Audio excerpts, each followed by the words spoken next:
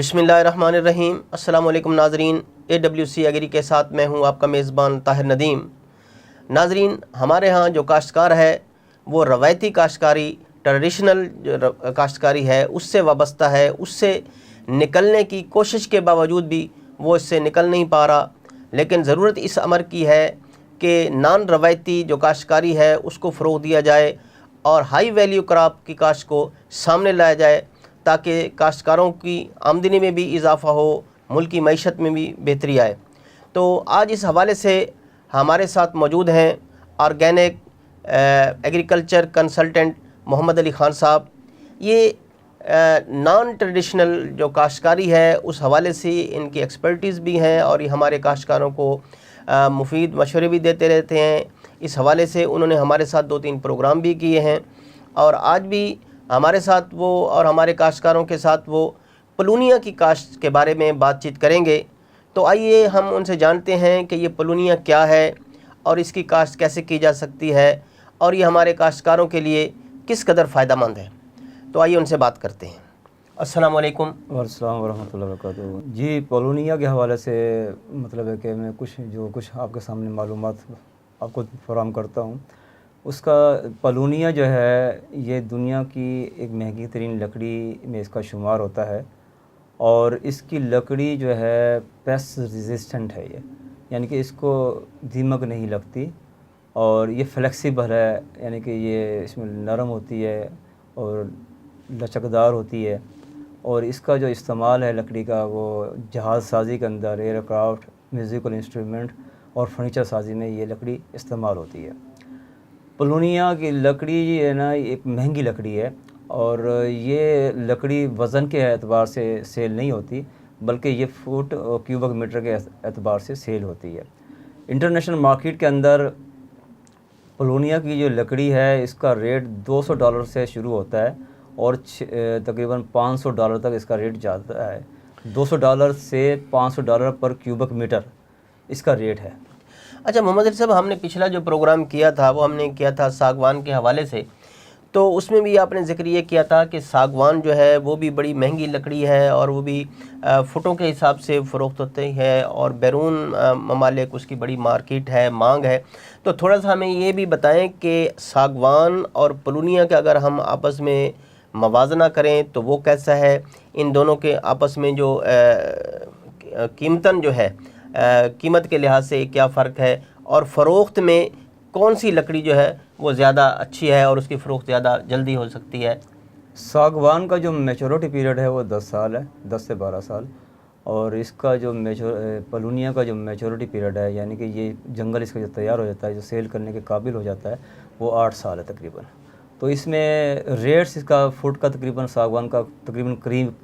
قریب ہے۔ تو اس میں تو میرا مشورہ ہے کہ آپ ساگوان بھی لگائیں اور پولونیا بھی لگائیں تاکہ آپ کو اس کے آپ کم سے کم وقت میں کم سے کم پیسوں کے اندر آپ اچھی خاصی آمدنی حاصل کر سکیں۔ تو یہ فرمائیں کہ ہماری جو آب و ہوا ہے ہمارے ملک کی یا ہمارا جو یہ پنجاب کا خطہ ہے، جنوبی پنجاب کا خطہ ہے، اس میں جو پولونیا کی کاشت کے لیے آب و ہوا ہے وہ کتنی موزوں ہے؟ پولونیا جو ہے تقریباً پاکستان کے تمام علاقوں میں ہو سکتا ہے اور اس میں ورائٹی پہ ڈیپینڈ کرتا ہے کہ ورائٹی کون سی لگا رہے ہیں۔ تو KPK ہے، پنجاب ہے، سندھ ہے، بلوچستان ہے، تو اس میں ایک ورائٹی جو ہے ہم لوگ انٹروڈیوس کرا رہے ہیں، 9501 ورائٹی ہے اور یہ تقریباً پاکستان کے سبھی علاقوں میں یہ کامیاب ہے اور اس میں اس کی خصوصیت یہ ہے کہ یہ 8 سال میں یہ لکڑی تیار ہو جاتی ہے۔ تو اس کے لیے زمین جو ہے وہ کس قسم کی ریکوائر ہوتی ہے؟ میرا زمین ہو یا کلراٹھی زمین ہو یا جیسے کوئی ریتلا علاقہ ہوتا ہے، تو زمین کون سی زمین میں یہ کامیابی سے کاشت کیا جا سکتا ہے؟ زمین اس کے لیے بہتر یہی ہے طاہر صاحب کہ نرم زمین زیادہ بہتر رہتی ہے تاکہ اس کی روٹس جو اچھی طرح سے ڈیولپ ہو سکیں۔ اگر نسبتاً یہ ہے کہ رقبہ جو ہے کلراٹھا نہ ہو، شور زدہ نہ ہو، تو وہ زیادہ بہتر یہ ہے کہ وہ اچھی زمین ہو تاکہ اس کی روٹس اچھی طریقے سے ڈیولپ ہوں اور یہ کم سے کم پیریڈ میں آپ کو تیار ہو سکے۔ یہ تو اس کا کیا طریقہ کار کیا ہے کاشت کرنے کا؟ اس کی پنیری تیار شدہ ملتی ہے یا خود ہی کاشتکار اس کو تیار کر سکتا ہے؟ جی بالکل، اس کا بیج جو ہے نا بہت باریک ہوتا ہے، عام جو ہے فارمر یا گروور اس کو سنبھال نہیں سکتا، اور اس کے لیے بہتر یہی ہوتا ہے کہ آپ کسی نرسری سے رابطہ کر کر اس کے پودے حاصل کریں اور اس کو زمین میں اس کی انسٹالیشن کریں۔ اس کو جو زمین میں اس کا جو جنگل لگانے کا طریقہ کار ہے وہ یہ ہے کہ ہم جو ایڈوائز کرتے ہیں وہ 8x8 فٹ پہ کرتے ہیں اس کو، اور اس طرح اس ایکڑ میں 1 ایکڑ کے اندر 680 پودے لگتے ہیں۔ اور دوسرا میتھڈ یہ ہے کہ اس کو 10x10 پہ بھی لگایا جا سکتا ہے، 12x12 پہ بھی لگایا جا سکتا ہے، 15x15 پہ بھی لگایا جا سکتا ہے۔ وہ انسان کی کہتے ہیں فارمر یا گروور کی اس کی اپنی چوائس ہے، وہ کس پہ لگا سکتا ہے۔ تو اس کے ہاں یہ بھی ہو سکتا ہے کہ جو کچھ لوگوں کے جو باغات ہیں اور وہ اس میں اسپیس اگر خالی ہے تو وہاں بیچ میں وہ بھی لگا سکتے ہیں۔ تو یہ ایک بڑا خوبصورت پودا ہے، اور اس کے کہتے ہیں کہ میں نے آمدنی آپ کو بتائی ہے، اور اس سے کہتے ہیں کہ اتنی اچھی آمدنی ہے۔ آپ دیکھیں کہ اگر $200 سے شروع ہوتی ہے تو یہ آپ کی لکڑی کی کوالٹی پر ڈیپینڈ کرتا ہے کہ یہ $200 سے شروع ہوتی ہے اور $500 تک جاتی ہے۔ تو آپ کو مطلب ہے کہ اگر $200 کے حساب سے آج کا جو ریٹ ہے $287 ہے پاکستان کا نا، تو آج اسے ملٹیپلائی کر لیں، 1 کیوبک میٹر کے اندر تقریباً 3 فٹ ہوتا ہے، تو تقریباً 17,000 روپے یا 19,000 کے قریب جو مطلب کہ اماؤنٹ یہ بنتی ہے جا کے پر فٹ کے حساب سے۔ تو اب اس کو آپ خود کہتے ہیں کہ اندازہ لگا لیں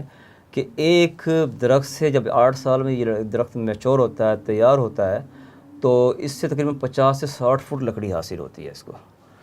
اچھا محمد علی خان صاحب، یہ بتائیں کہ ہمارے ہاں جو کاشتکار ہیں یا جو فارسٹری کرتے ہیں، اپنے رقبے پر ذخیرہ لگاتے ہیں یا جنگلات لگاتے ہیں، ان کی کوشش یہ ہوتی ہے کہ اس میں کوئی ملٹی کراپنگ بھی کر لیں تاکہ اس میں سے کوئی نہ کوئی سالانہ یا 6 ماہ بعد کچھ نہ کچھ آمدنی آ جائے۔ تو کیا ہمارے کاشتکار اس پلونیا کی جو شجرکاری کی جائے، اس کا ذخیرہ لگایا جائے، اس میں کوئی ملٹی کراپنگ بھی کی جا سکتی کسی فصل کی؟ بالکل کرنی بھی چاہیے۔ ہاں، میرا تو کہتے ہیں کہ یہی کوشش ہوتی ہے، میں فارمرز کو یہی ایڈوائز کرتا ہوں کہ آپ انٹر کراپنگ ضرور کیا کریں، کیونکہ پودے کو بڑا ہونے کے لیے کچھ ٹائم چاہیے ہوتا ہے۔ اس میں خاص طور پہ لیف بیس جو کراپ ہیں وہ آپ اس کو کلٹیویشن اس میں کر سکتے ہیں، اور جو ہم مطلب ہے کہ ہمارے جو سندھ کے انٹیریئر سندھ کے علاقے ہیں وہاں اس کے اندر جو ہے یہ کیونکہ قد کر جاتا ہے، اچھا خاصا قد کر جاتا ہے، پہلے 1 سال کے اندر یہ پلونیا تقریباً 12 سے 15 فٹ قد کر جاتا ہے۔ تو اس کے نیچے آپ بنانا کی جو ہے نا کیلے کی آپ اچھی فارمنگ کر سکتے ہیں اس کے اندر۔ اس کے بعد آپ مورنگا کی جو ہے اس کی فارمنگ کر سکتے ہیں، آپ اس میں پالک اچھی طرح لگا سکتے ہیں، اور بہت ساری چیزیں ہیں جو اس کے نیچے لگائی جا سکتی ہیں، جو اس کی مطلب کہ اس کی آمدنی آپ کو جلدی شروع ہو جائے گی، اور یہ جب میچور ہوگا تو اس کی آمدنی ایکسٹرا آرڈنری آپ کو آمدنی اس سے حاصل ملے گی انشاءاللہ۔ اچھا، کچھ ایسے ہوتے ہیں درخت جیسے شہتوت ہے، اس کے جو پتے ہیں وہ ریشم کے کیڑا پالنے کے کام آتے ہیں، جانور بھی اس کو کھا لیتے ہیں، تو مطلب جانوروں کی خوراک بھی بن جاتا ہے۔ تو جو پلونیا کے پتے ہیں وہ بھی کسی کام آ سکتے ہیں؟ میں ایک بات بتاتا چلوں کہ پلونیا جو ہے غذائیت کے اعتبار سے بڑا رچ ہے، جانوروں کے فوڈر، جانوروں کے چارے کے حوالے سے نا۔ اس میں 8.8% کروڑ پروٹین ہوتی ہے، اور یہ کیونکہ یہ اس کا جیسے یہ پودا گرو کرتا ہے تو اس کی جو ملٹی سٹیم پہ مینیج نہیں کرنا ہے، اس کو صرف سنگل سٹیم پہ اس کو مینیج کرنا ہے۔ جو برانچز نیچے سے نکلتی ہیں اس میں جو پتے آتے ہیں اس کو آپ اس کا ساتھ اس کی پروننگ کرتے رہیں، اس کو آپ جانوروں کے چاروں کے طور پر اس کو استعمال ساتھ ساتھ کرتے رہیں اس کی۔ اور اس میں دیکھیں اس کی خصوصیت یہ ہے اس پلونیا کی کہ اس کا پتا 1.25 میٹر تک چوڑا ہوتا ہے، لمبا ہوتا ہے، اور اس میں جیسے میں نے بتایا کہ 8.8% اس میں کروڑ پروٹین ہوتی ہے، اور دیگر اس میں غذائی اجزاء بھی بے شمار ہوتے ہیں۔ تو اس پلونیا کے جنگل کے اوپر یونائٹڈ نیشن آپ کو کاربن کریڈٹ سے مراد یہ ہے کہ جو آلودگی کی ایک مہم اقوام متحدہ نے چلائی ہوئی ہے، اس کے آلودگی کو کم کرنے کے لیے، کیونکہ یہ پتا بڑا ہوتا ہے اور یہ CO2 کو زیادہ جذب کرنے کی صلاحیت رکھتا ہے دوسرے پتوں کی نسبت، تو اس کی وجہ سے وہ اینول بیسس کے اوپر جو ہے وہ کاربن کریڈٹ دیتی ہے، جس سے انسان جب تک پودا جوان ہوتا ہے یا چلتا رہتا ہے اس وقت اینول بیسس کے اوپر اقوام متحدہ کے ذریعے اس کو اچھی خاصی آمدنی حاصل ہو جاتی ہے۔ اچھا، ایسا کہ جیسے ہمارے ہاں جو شیشم کا درخت ہے یہ بھی